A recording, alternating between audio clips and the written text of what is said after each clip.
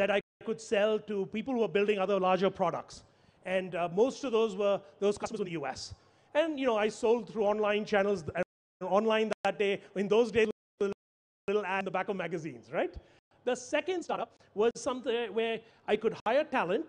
Talent was there. The digital infrastructure was better. The first one, by the way, I used to send floppy disks to the BSNL office to transmit my files to the US. The second one, I could get a DSL connection in the office. Talent was there, but capital wasn't. So while I started the startup here, I had to go to Boston to raise my money from Bain Capital, and then start up here. Finally, we were acquired by a US company. The third startup, let me tell you this. I started it 2 years ago, 2.5 years ago now. Talent was there, the capital is there, the market is India, and my mother asked me, why aren't you doing another startup, right? So really what it is, and this is emblematic of what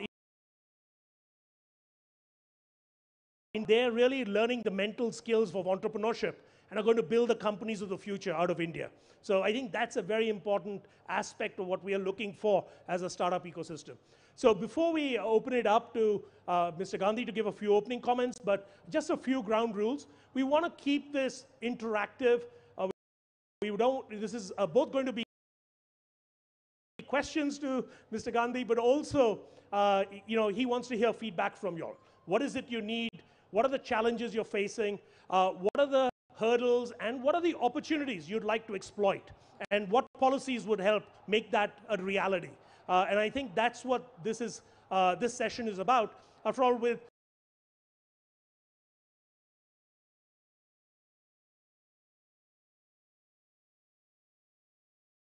a government in power, you know what their policies are in general, but with the comments, after that I'm going to open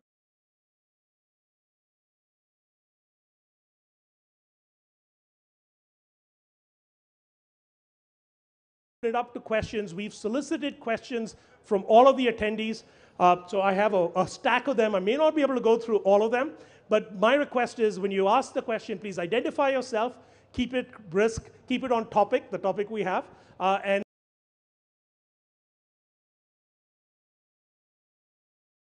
I may not be able to offer any follow-ups because we want to get as many people in as possible. So if with those ground rules, we'll have a great session, I hope, and an engaging one. So if I could have you say a few opening comments, please. Well, thank you. Thank you for inviting me here. I've come here more as a listener. I'm not a technical expert. I've come here to listen to you, to get a sense of what you're feeling and how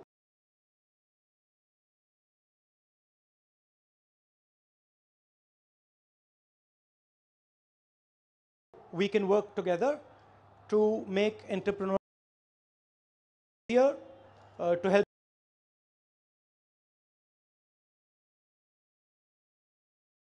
to be here. So, there we go. So please stand up as well because I can't spot you otherwise. Neeraj, you have a question for us?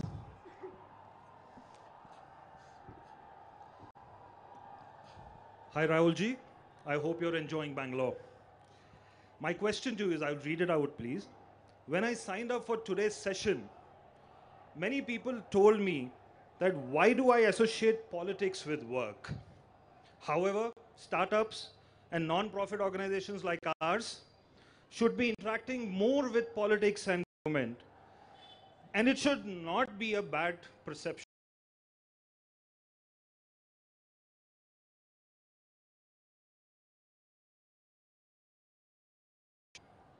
How will you politics at work? I have politics at home as well. And politics at work, politics at home. So the first thing is there's politics everywhere.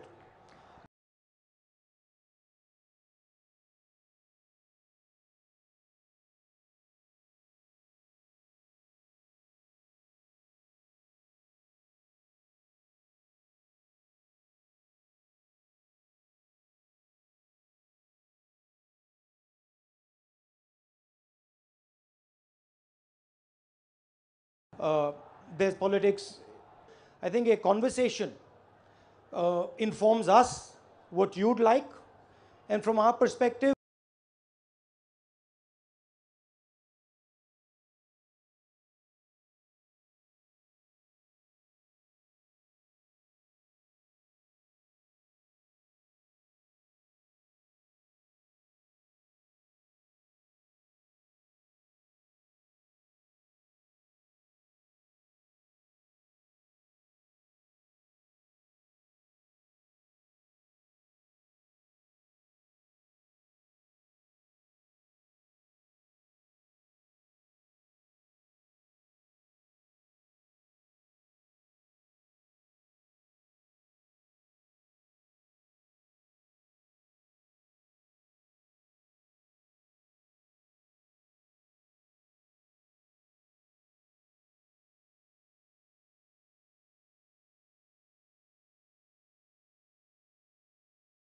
is going to be done. Thank you. Right. So, Mr. Gandhi, in this devil of an issue called the angel tax, and that a lot of startups have faced over the last 6 months, and Apramaya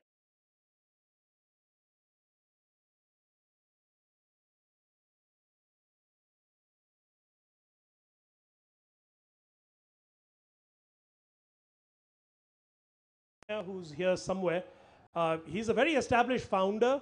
He exited Taxi for Sure he and his co-founder for a couple of $100 million, USD that is. But he's a founder who's also been investing in startups, and this has become a frustrating for him. Apramaya, please. Good evening, sir. Good evening. My name is Apramaya. I used to run Taxi for Sure. Now I run Vocal. I'm also an angel investor. Some of my companies which I invested in have been getting notices.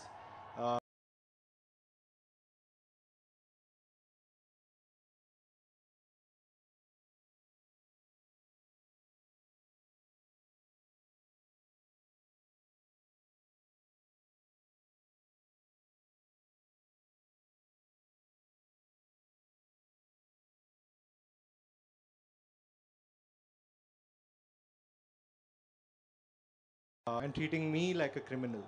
Through informed about the angel tax, and I think angel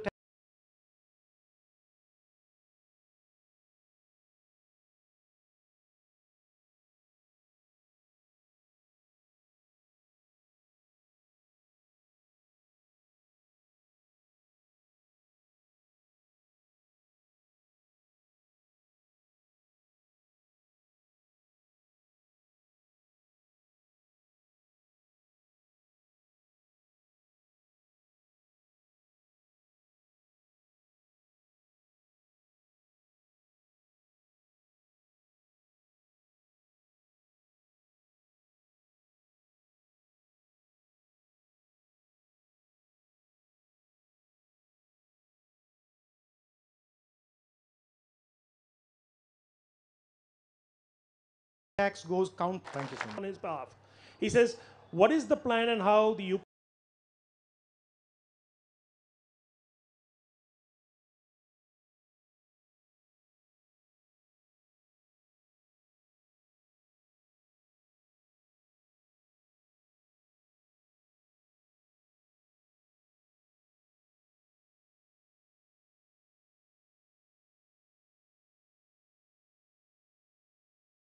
We came up with the idea of the GST had to be tested, GST had to be run for imposed.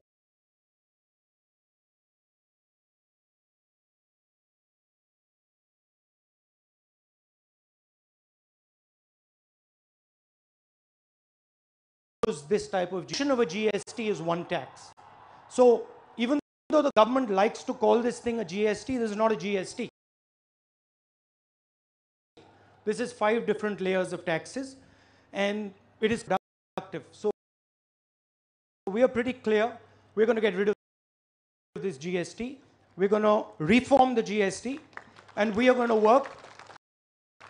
We're going to work to give you one GST, simple GST, with as few complications as possible and the lowest tax possible. The other thing about GST is that it leaves out huge chunks of the Indian economy. And so some of those things are going to be brought into the GST. It's perfectly doable. The conceptual misunderstanding that, frankly, the Prime Minister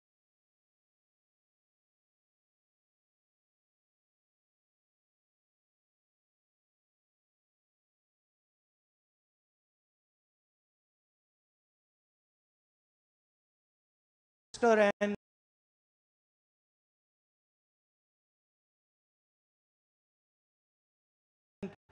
the finance minister conversations. Frankly, when we were negotiating on GST, we were made to feel, and there was a discussion on what the GST would look like, and we were pretty clear that this is going to be a serious problem. And we had warned the government again and again and again, and we're going to get rid of it. We're going to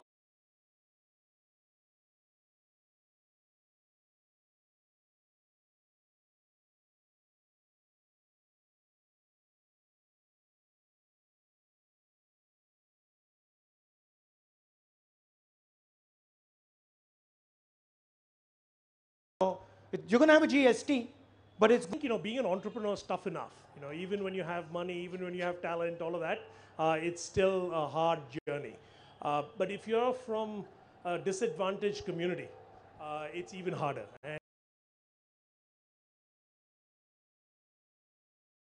And this is the question that's come from Triptur Krishna. Where is he? Here we go. Can we get the mic to him?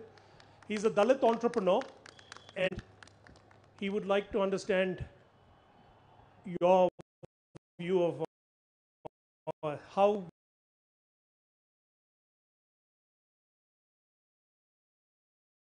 the government can help him and his community.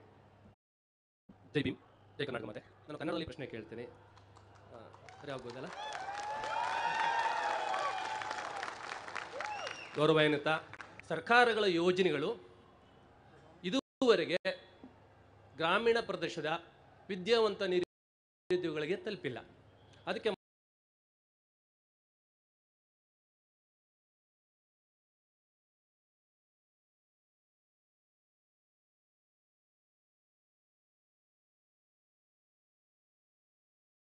ಮೊದಲ ಕಾರಣ ಒಂದು officials negligence, cooperation ಕೊಡ್ತಾ ಇಲ್ಲ.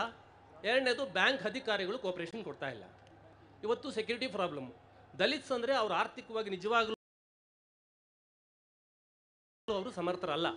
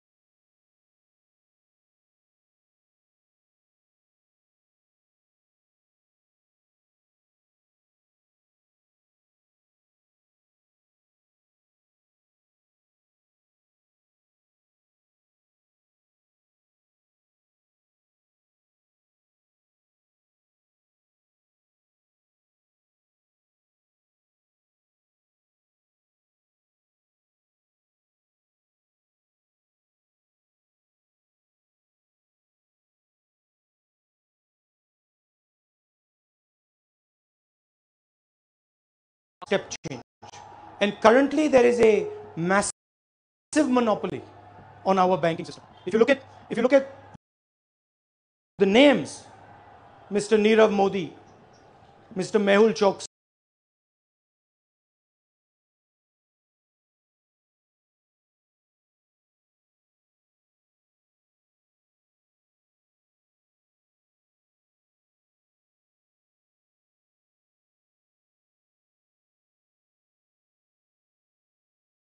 London, and what does he give back? How many jobs has Mr. Nirav Modi given this country? Almost nothing. So our entire structure, banking structure, is captured and controlled by very, very few limited numbers of people.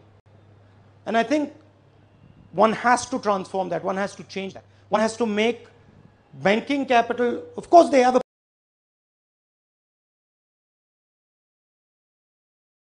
place, because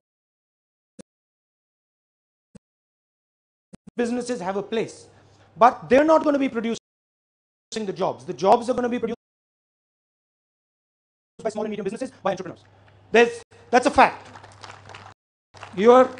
If you look at job production, it comes when small and medium businesses become big businesses, and it comes from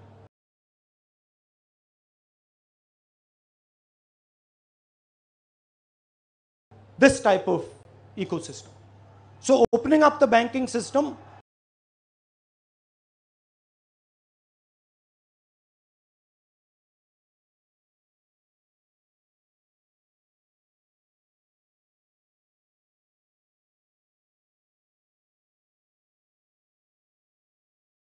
to entrepreneurs, to small and medium businesses aggressively, that's something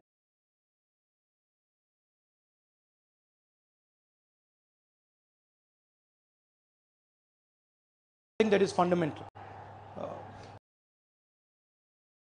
And I think the first part of his question is, what programs do you wish to put forward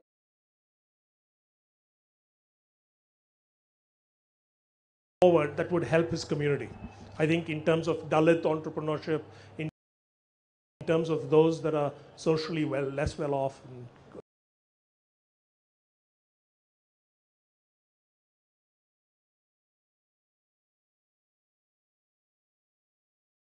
I mean, do you mean social programs, or you mean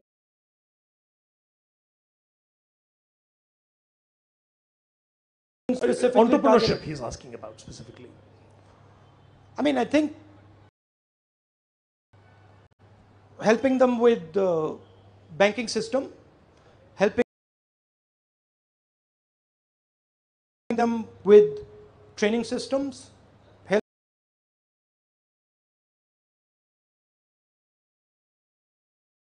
helping them setting up hubs in connected areas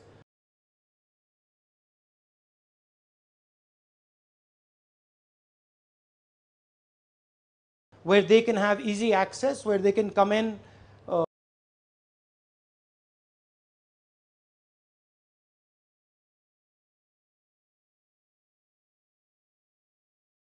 and start their businesses easily. Connecting the skills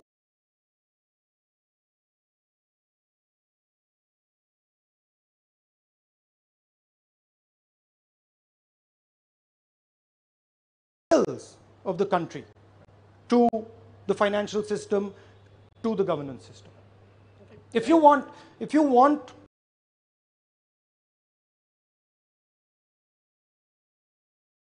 look, apart from everything else that is going on,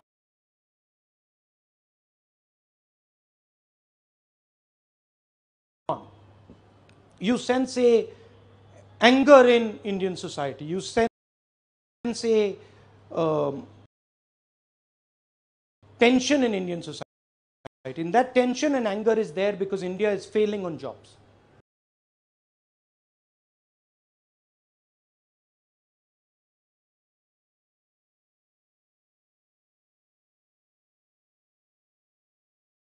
And government doesn't like to say it, but the fact of the matter is this country is dramatically, disastrously failing on jobs.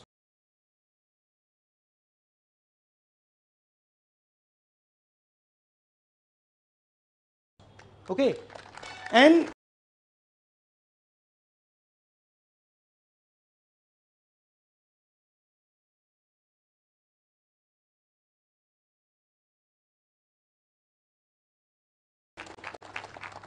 we can keep making excuses. We can keep saying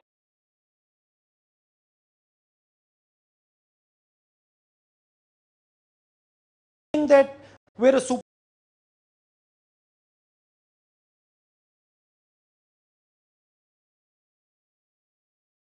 superpower and we're all this. But India is simply not competitive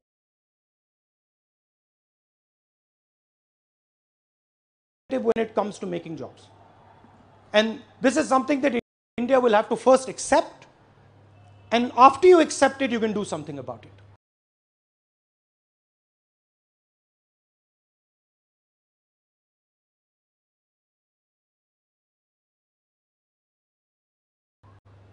Right? You look at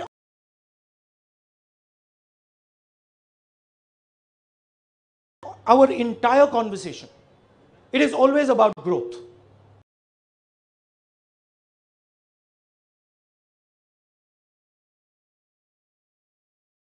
We grew 7%, we grew 6%, we grew whatever we did.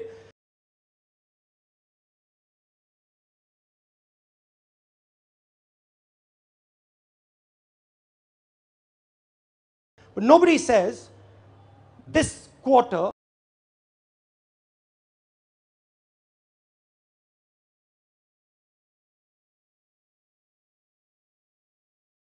this is how many jobs were added. Nobody is focusing on the critical metric of jobs. And there is only one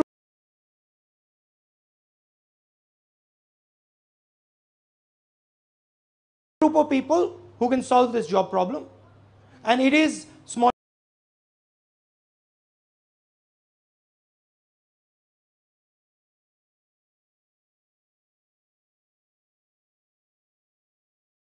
and medium businesses and entrepreneurs.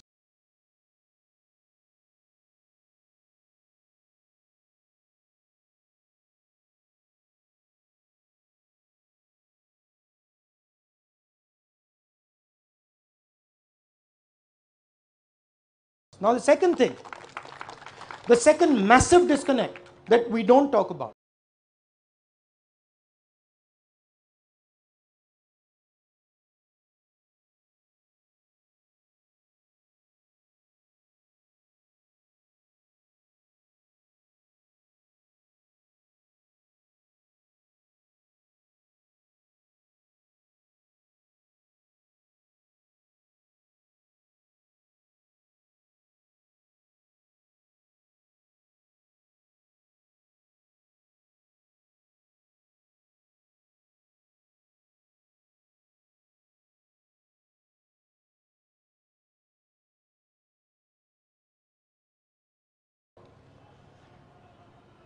there are traditional hubs of skill.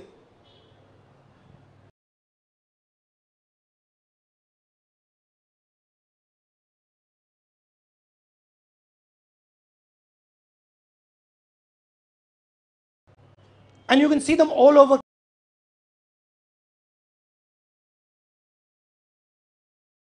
Karnataka, you can see them all over India. You know the names, you know, there's Kanpur in Uttar Pradesh, there's Bangalore as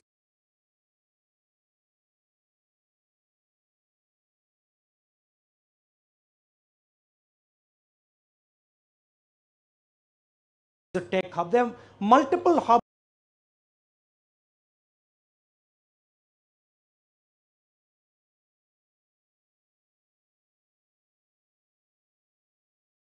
of different skills.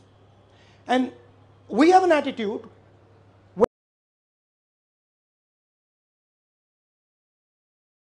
where we don't really value them. We don't think that the skills that are embedded, for example, in Kanpur or in Mirzapur, I'm talking about UP, or in Bangalore, these skills are what is important. So what we do is, we don't link our system to those skills. If you look at the success of the Chinese, and I'm absolutely convinced that our single biggest challenge is to take them and actually do better than them, and I'm convinced we can do it. What they have done at scale is they have taken their skill networks, their traditional old skill networks, and connected them to their financial network, connected them to their infrastructure. So we have to think in terms of where are the skills, who are the people with skills, and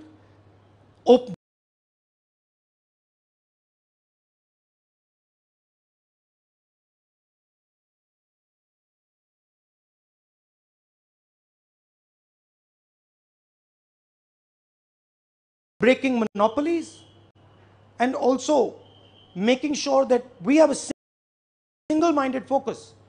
That if we do not start to create the jobs that we need, we're sitting on a disaster the size we cannot even comprehend. So I want to bring a sense of urgency here, because we always like to talk about the successes, and there are many successes. All of you are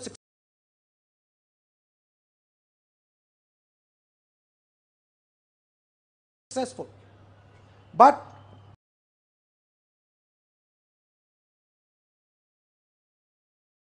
country the size of India, the scale of India, simply needs to be producing jobs at a massive scale. And we're failing there. So they say almost 1 million jobs a month, 10 million a year is the net new jobs India needs to keep up. Question that came up multiple times is about the education system. That skills comes down. Can I just Please. go back there? We visualize jobs. When we say jobs, we're thinking about formal jobs. Okay, but the nature of India is that there are many informal jobs, and you cannot ignore those informal jobs. And one of the things that I think has tremendously damaged this country is the notion that the current government has that the informal sector is ineffective, useless, needs to be changed. The informal sector is actually the backbone of India. And the informal sector, it really is. And the informal sector needs to be transformed, not with shock therapy, gently, but the informal sector also needs to be protected, in that you can't just one day get up in the evening and say, listen, we're now going to detonate the entire informal sector by getting rid of the 500 and the 1,000 rupee note. You just can't do that. And you've literally wiped out over 1 crore jobs last year because of this type of policies. Newspapers don't write about this. Newspapers have their own reasons for not writing about this. But some of the policies that the government has carried out, demonetization, the way they've implemented GST, have been absolutely disastrous on jobs. Sorry to interrupt. No problem. Let me follow up with the education question, because that is something that has come up a lot. Because entrepreneurs say, the skills aren't there in the employees we want to hire. The few employees we have, wages are rising like mad.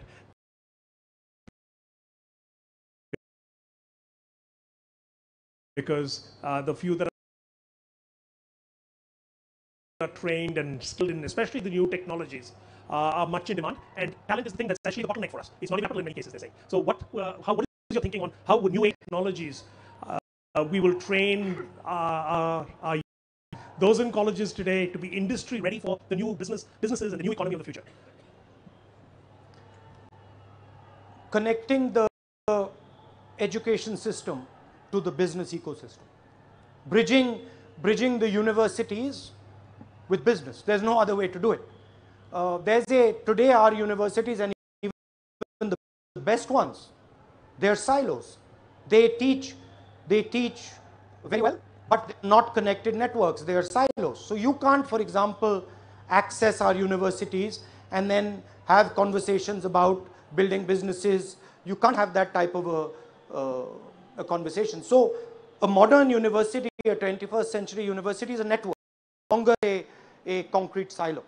So opening up these universities, making sure that the right type of people are leading these universities, giving these universities independence. Frankly, the current dispensation is placing ideological people at the head of these universities. So there's no way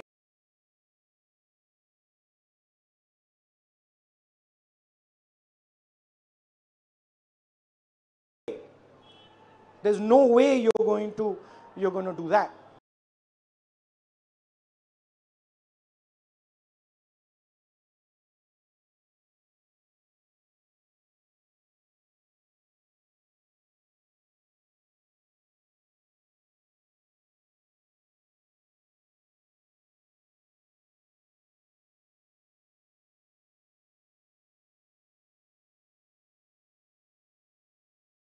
You're going to fix that problem. But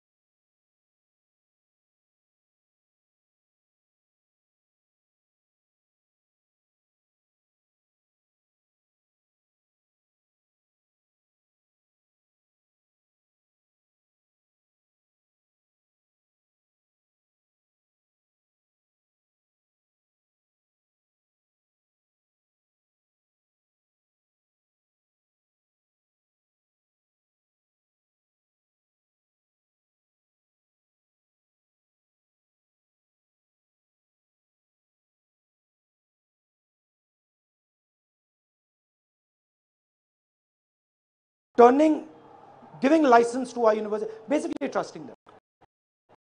Okay. Saying, listen, we trust you, get on with it, we're not going to disturb you, get to work, talk to business people. That is the general approach of the government. The starting position is distrust. I don't trust you. So the first thing you got to say is, okay, no, actually we're going to trust you, we're going to go ahead and trust you, and make a mistake, then we'll see. So the attitude requires a shift. But opening some of these structures. Madan Padaki had a question that related to your previous comment about the informal sector. I'm not sure where he is. Madan? Are you here? Ah, he's here. Can you introduce yourself and tell us a little bit on your question, please? Hi, good evening. My name is Madan Padaki. I'm a social entrepreneur. Figuring out the way that you said on how do you create more entrepreneurs in the villages who can go on to create many jobs. I think the jobs crisis that we have is a structural systemic crisis, and it needs to be very, very fundamental way. And we believe that entrepreneurship and enabling youth to become entrepreneurial and what we call as mass entrepreneurs and creating more jobs is the key. So the question I have for you is, I want to visualize a young lady. So I represent the voice of around 10,000 youth across 11 states that we work with. The point is, there's a young lady, 21 years of age, who's completed a graduation in a village in Sindhanur Taluk in Raichur. And she's saying, where are the opportunities for me? How do I go on to dream of the socio-economic status of an entrepreneur? And how do I feel empowered enough to make those choices? What's your thought for that girl out there, and what would you do to empower that young woman to go on to be an entrepreneur? I mean, first of all, I think there are entrepreneurs all over India. I mean, I go to poor villages in Uttar Pradesh, some brilliant work going on there, right? But the problem is not that the skills don't, or the idea that a lot of people have is that, we need to skill people. Skills are there. There's no shortage of skills in India. You might need a fine-tuning that you need to do to the skill to bring him into a corporate situation. But there's no limit to the skills that this country has. We don't actually utilize the skill. We don't actually give access to the skill. I'll give you a small example, right? Just off the cuff. We think about vocational training, and we say, listen, we are going to set up an ITI, and now we are going to train, let's say, carpenters. And so you have somebody training a whole bunch of carpenters. That's the current way of thinking about training. Well, there are millions of carpenters in this country. There's a network of carpenters in this country. They know how to do carpentry. Why don't you use them to train carpenters? Why don't you say to them that, listen, you understand how carpenters are trained, go to every carpenter and say, listen, you please train 3 carpenters or 5 carpenters, and then have a system of certification of carpenters. And say every time one of the carpenters you've trained gets certified, we give you 100 rupees in your bank account. You'll train unlimited number of carpenters. Point I'm making is that there are skills networks in this country. Millions of people who absolutely understand what has to be done. But the system doesn't really reach out to them and say, okay, listen, you have this skill now, help us train. Have you ever heard, for example, the government of India saying to carpenters or barbers, listen, we want you to now become an army of trainers? I've never heard it said. So there is a sense in our mind that skill is something that is centralized and that has to be handed out to people. No. There is skill all over this country. It's decentralized. It's operating right now. You have to link. You have to enable that guy. Right? And what is Bangalore? If you look at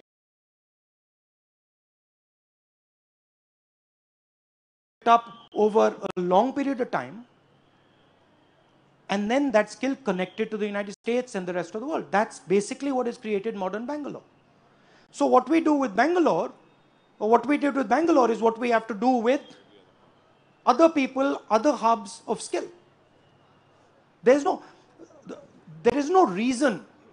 I mean, when you look at, for example, a town in China that produces 90% of the locks that are being sold in the world, what they've essentially done is connected a traditional network of skills with money to the rest of the world and built the whole value chain. That's what we can do it easily.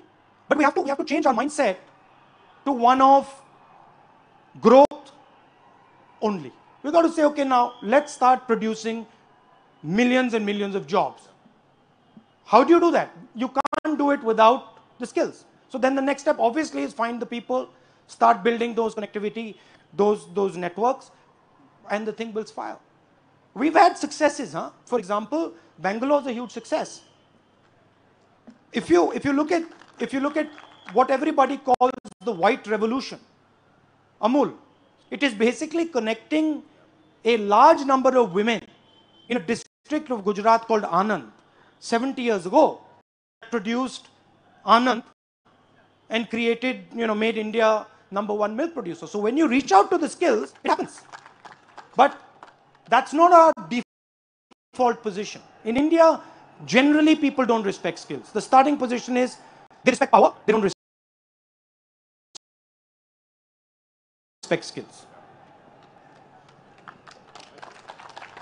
Mr. Gandhi, you mentioned China.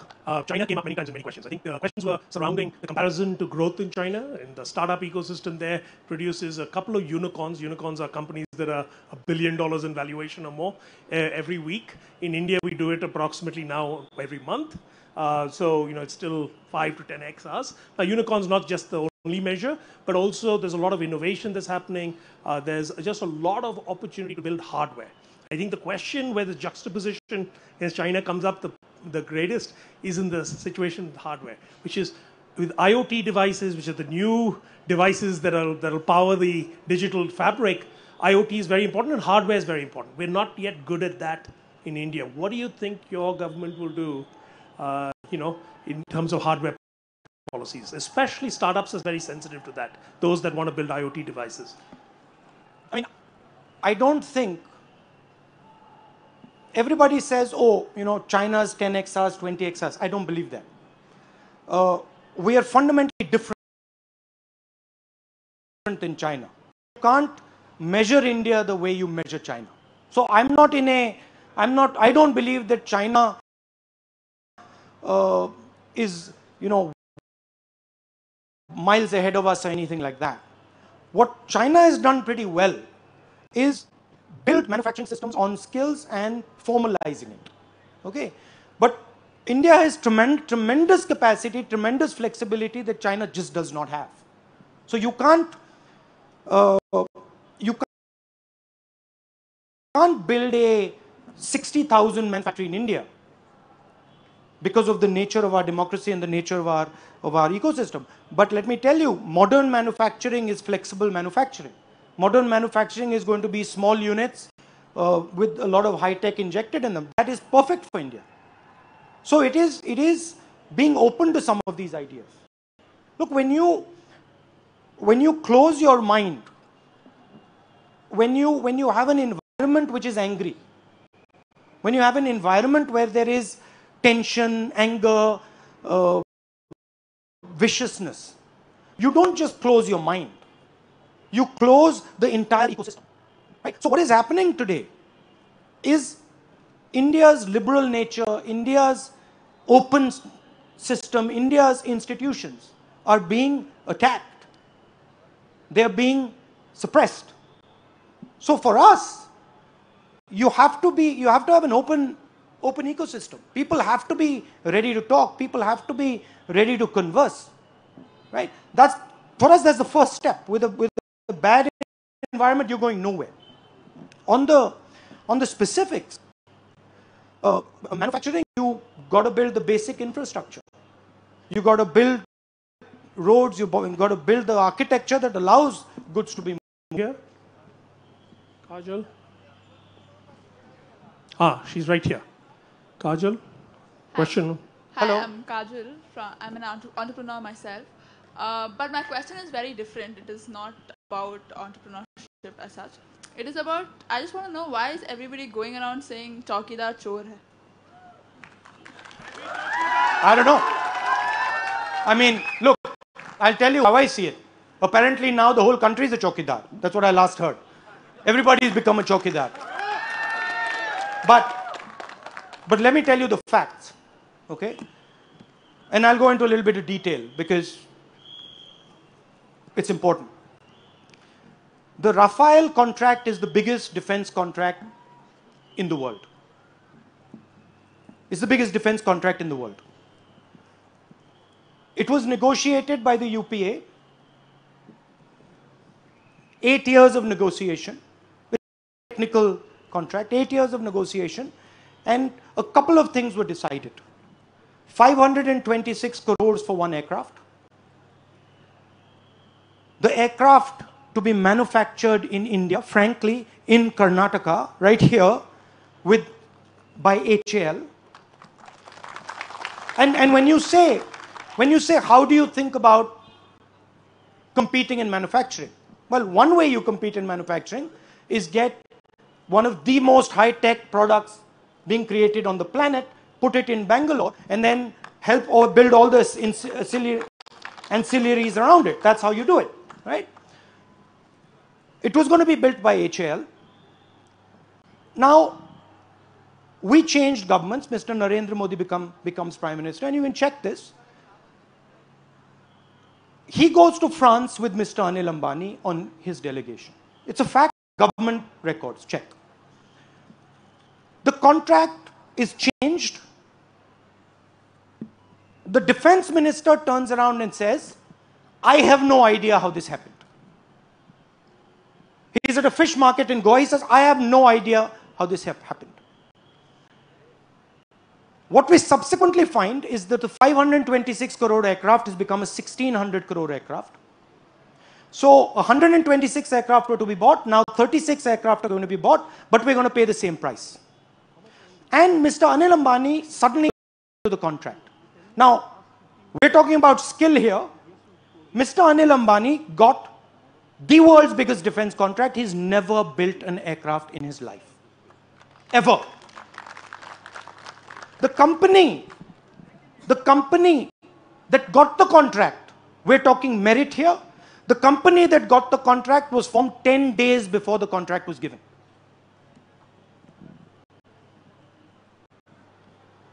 The French president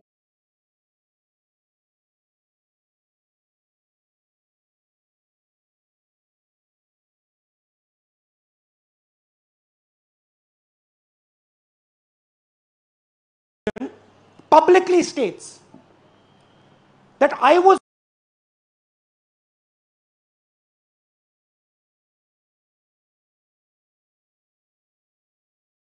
India.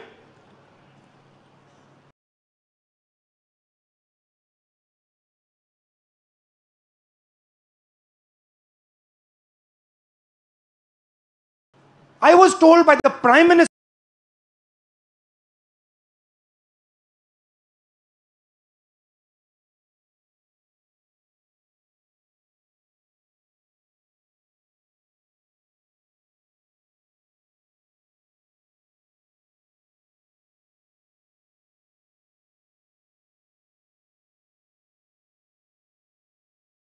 of India that the only way Dassault is going to get this contract is if Mr. Anil Ambani is given the contract. And oh, by the way, don't pay 500, don't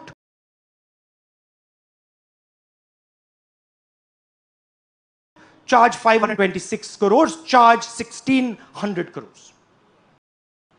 The President of France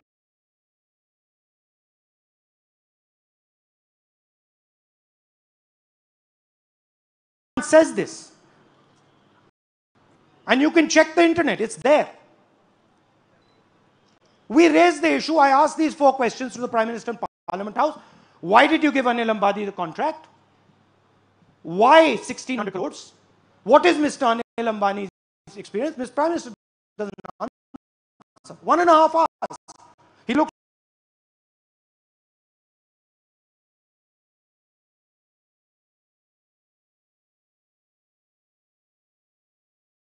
down, looks up, looks left, looks right, doesn't answer, doesn't look into people's eyes. And it's a fact. Please look at the tape. He's standing there going like this, like this, like this, like this. He's not answering the questions. Okay. The CBI chief turns around and says, you know what I'm going to do? I'm going to investigate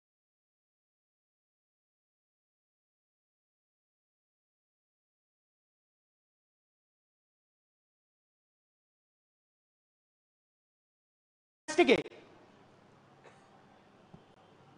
Remember one thing, the Prime Minister placed that man there. The CBI chief is removed, sacked. The Supreme Court comes and says, bring him back. He's brought back.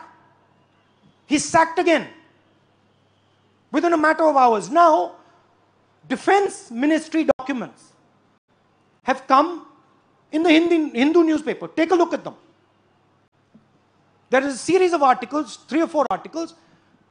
It is the negotiating team writing in the documents. And the negotiating team is saying, Mr. Narendra Modi, the Prime Minister of India, has carried out a parallel negotiation with Rafale, with Dassault.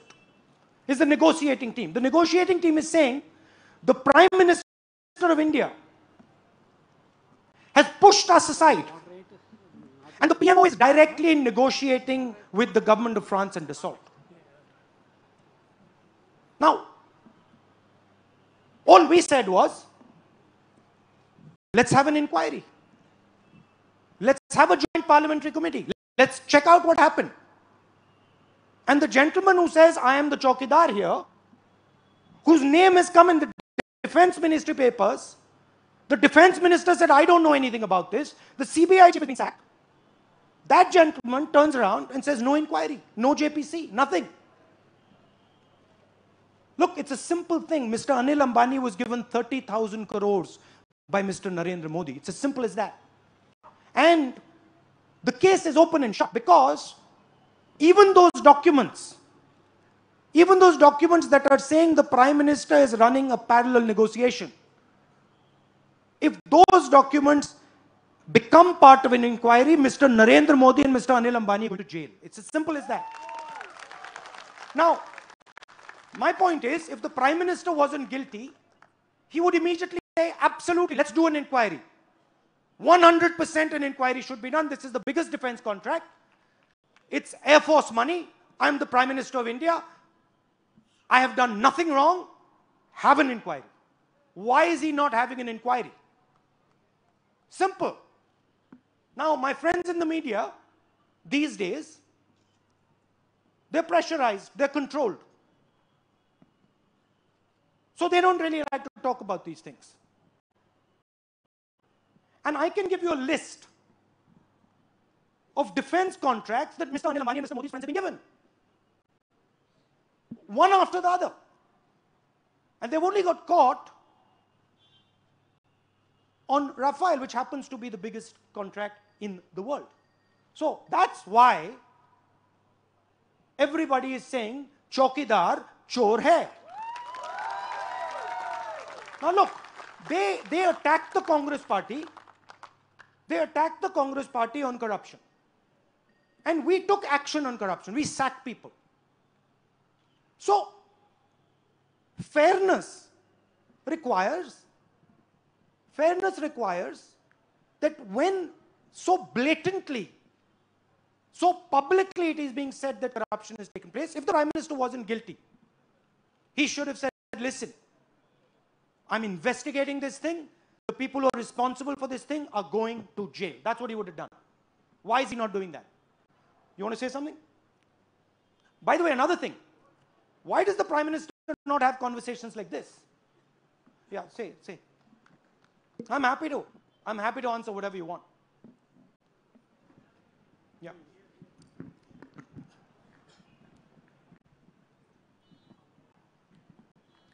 Hello, Mr. Rahul. My name is Aditya, and in reference to the explanation that you gave, I want to tell you that the common Indian is stuck in a situation where the mainstream political parties who rule once and then switch parties, one party is accused of one scam and the others accused That's of true. many more.